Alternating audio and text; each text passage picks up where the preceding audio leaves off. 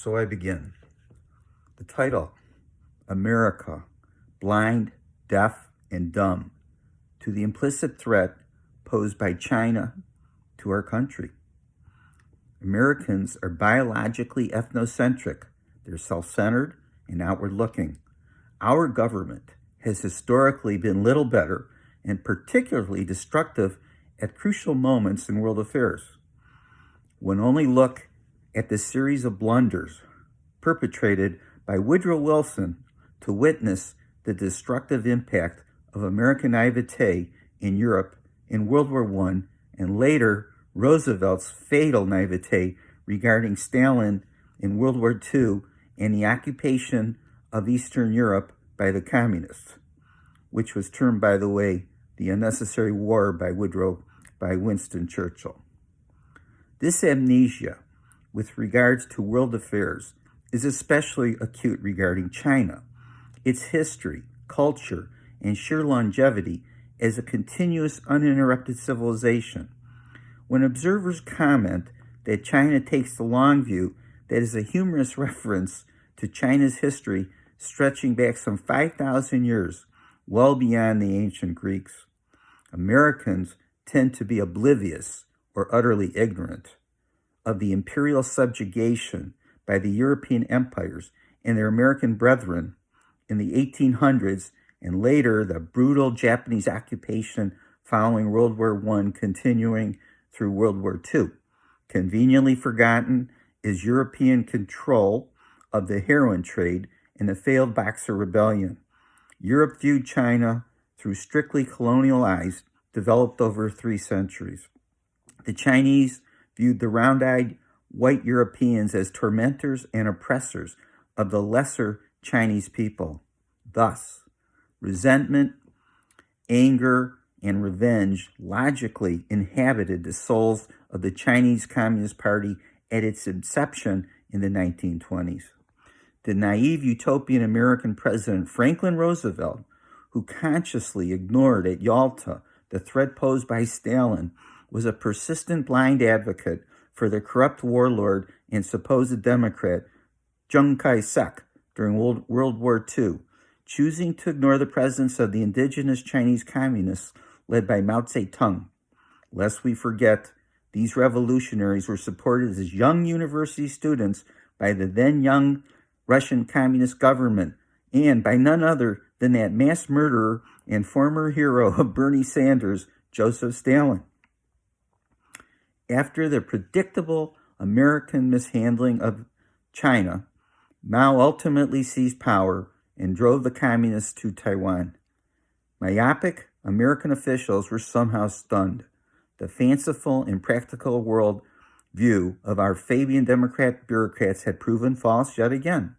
In typical smell the coffee mode, Harry Truman and Dean Acheson finally awoke to the overall threat to the prostrate post-World War II world posed by the Russian Communist Party and its new ally, the CCP, the Chinese Communist Party. Following UN intervention in the latest communist insurrection in Korea and Chinese intervention on the side of its northern communist client state, a period of brutal testing of strength followed in Asia between the two enemies, termed the Cold War by Winston Churchill. A period of détente was introduced during the Nixon administration in the 1970s by the efforts of Henry Kissinger, who is still held in high esteem today by Chinese communists for his diplomacy.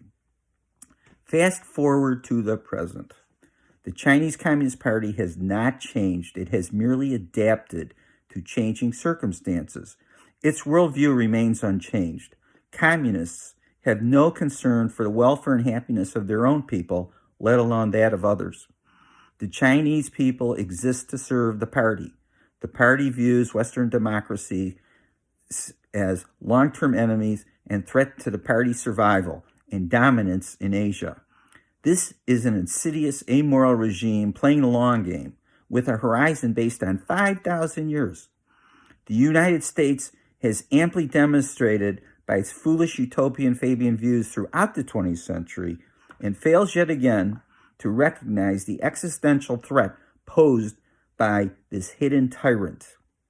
America the stupid, led by a short-sighted, business-oriented government and short-term, profit-motivated, unpatriotic American businesses, has over the course of 40 years transferred our manufacturing capability and much technology, including that which the Chinese have themselves stolen, to sole source manufacturing in China.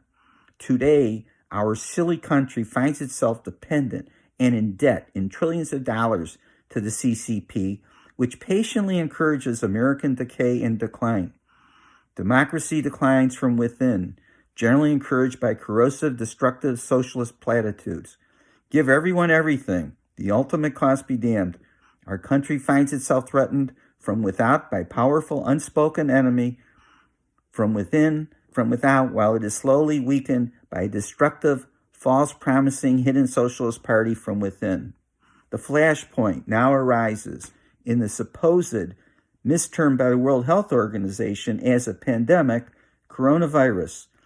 By the way, a pandemic, by definition, in terms of what we have faced, is virtually impossible. Thus, two destructive forces have now merged to cause great harm and suffering in our country.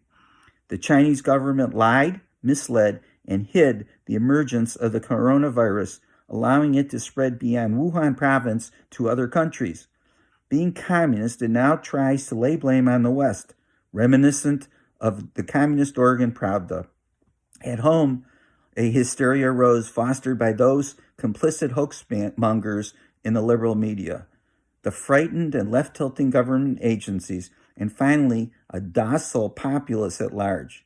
The impact of shutting down the economy in hysteria and irrational fear, rather than simply taking sober precautions, will be huge and long-lasting. Millions will suffer for the evil propagated by the Chinese Communist Party, aided and abetted by America's socialist destructive elite.